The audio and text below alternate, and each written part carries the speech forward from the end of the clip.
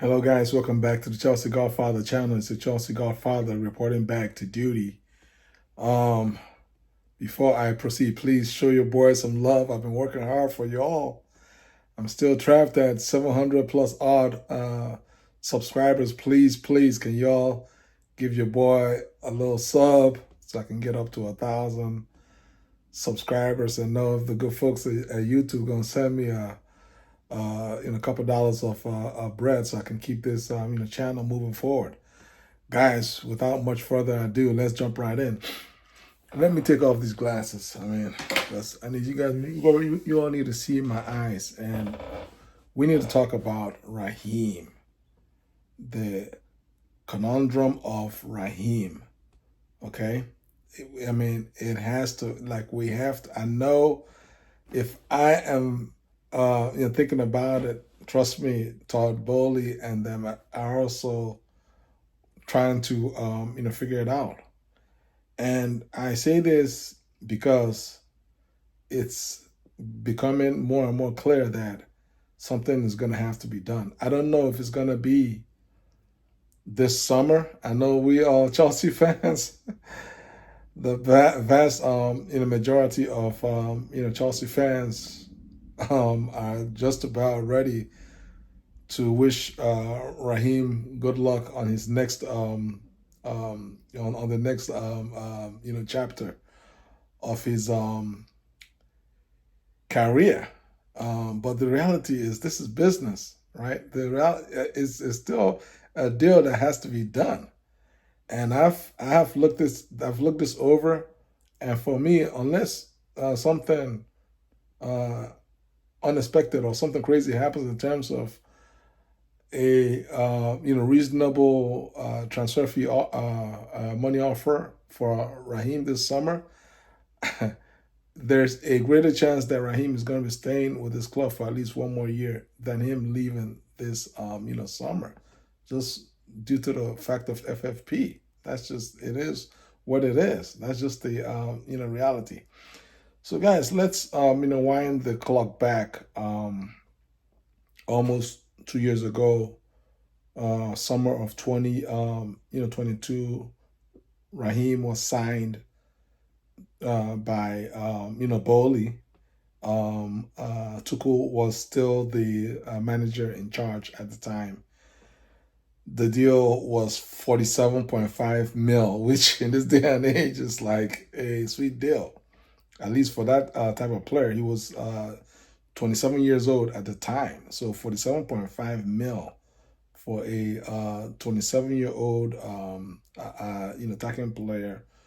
If you just look at it at face value in terms of the numbers, his goal scoring numbers, his assist numbers, the fact that he played for Pep City, 47.5 million, yes, good deal, right? That's and that's why sometimes you have to look behind the numbers, look behind everything before we know whether the deal is great or whether it's not a great deal, because on paper it looked like a good deal.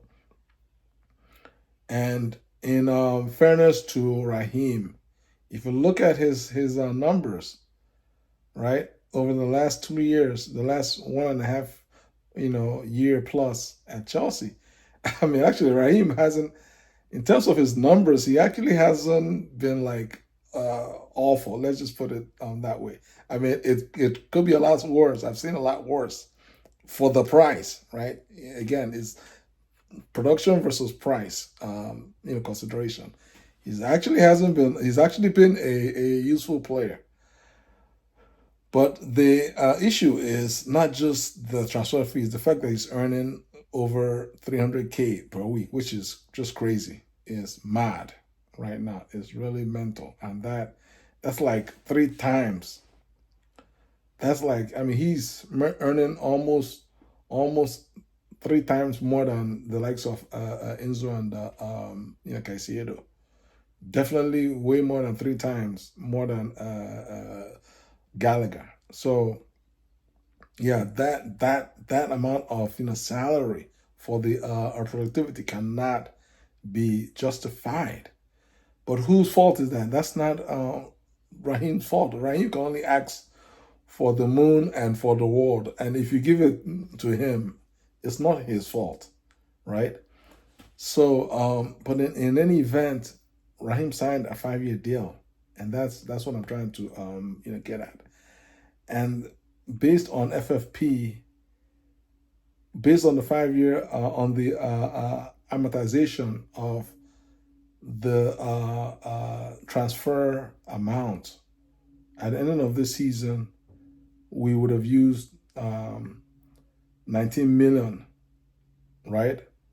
Of the 45 point of the 47.5 mil, because the annual amortization rate on Raheem's transfer fee is 9.5 million per year at 47.5 on total. And so if you deduct the 19 mil from the 47.5, that leaves us with a book value, transfer fee value book for Raheem in the amount of 28.5 million pounds. And that means that for us to break even, not that we're going to make money, for Chelsea to break even for FFP purposes, we're in consideration of the transfer fee that we paid for Raheem, we'd have to settle for at least 28.5, somewhere around 29 million pounds. And he is currently 29 years old. And you guys see me shaking my head, and I can see you guys shaking your head too, because you can see that the math ain't mathing. The math ain't mathing up. It's not happening. And even the guys, our good friends in Middle East, the Saudis. I mean, they have all of the money, tons of billions, but they didn't get all those billions by being dummies, right? I mean, they are smart. These are smart folks. There's always a limit as to how much money that you're going to throw around, and I don't see any sane club in Saudi Arabia offering anywhere close to 29 million pounds for Raheem.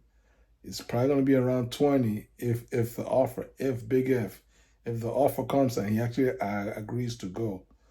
It's going to be somewhere close to 20 plus or minus. It might be just under 20, might be just maybe like 21. So anywhere between 18 to 21 mil. If you look at that, that's still going to leave us in the hole with regards to FFP, at least 10 million pounds in the hole. And that's a lot, guys. I mean, we are stressed. We've been Todd Bowling them they've spent about one in a bill. I know they clawed back a few 100 million of that on player sales, but every 10 mil here, every 5 mil there is much appreciated in terms of balancing the book for FFP. And so it's not as easy as a straightforward deal as you all feel as we would like it to be, because we need to watch the FFP numbers. And then with regards to Raheem, as I mentioned, it's not that he's been all bad. I mean, he's produced. I mean, I believe last year in the Premier League, he only played 28 games. He was obviously, he got hurt for a little bit. So he played 28 games. He had 6 goals and 3 assists, which, I mean, given he's not a striker, is, fairly good. 9, goal action. It's not the best. It's not the best when you start looking at, Palmer. But hey, it's okay. But it's not good enough for the price and for the salary. But then again, it's not that he hasn't been useful, because he has been. That was last year. And this year he's actually matched the last year's number, which is crazy, in the Premier League. He's played 3 less games. He's played 25 games this season, and he has the same number, 6 goals and 3 assists in the Premier League out of 25 Premier League games. And I believe when you add in everything else, I believe he scored another a couple more goals and had a few more assists. So he probably has about, like, in total 8 goals and I don't know, maybe like 5 assists in there total. So I mean, he's been a useful player for us, and he's been a player that's been relatively fit in an otherwise season where most of our players have been unfit.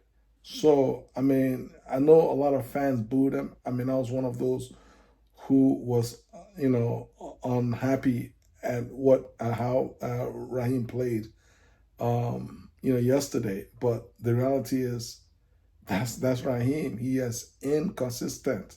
That's the Raheem that we know and love. He's always been that way.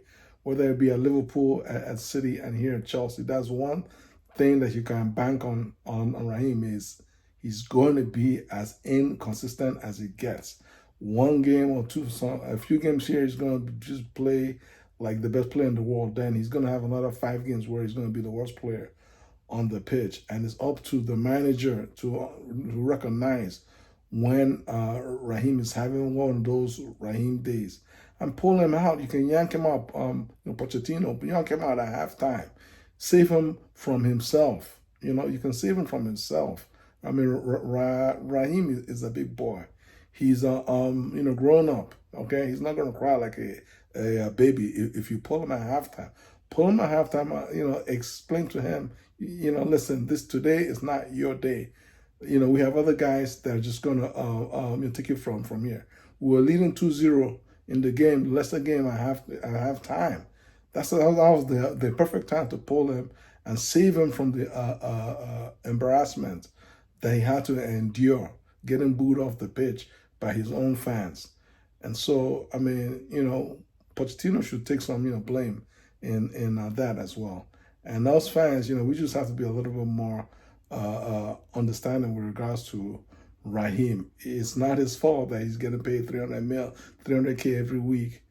And, the reality of FFP, means that there's a greater chance. Of course, anything can happen, but there's a greater chance that Raheem is likely going to be back next season. Not just, I guess, unless, we get that, crazy offer of almost 30 million pounds, right? If that offer comes, then he's gone. But if it doesn't come, then, Bowley is going to hold on to Raheem. Again, I mentioned he is actually useful to this club. He actually does, produce, not at a level that we would like, but he does produce for this club.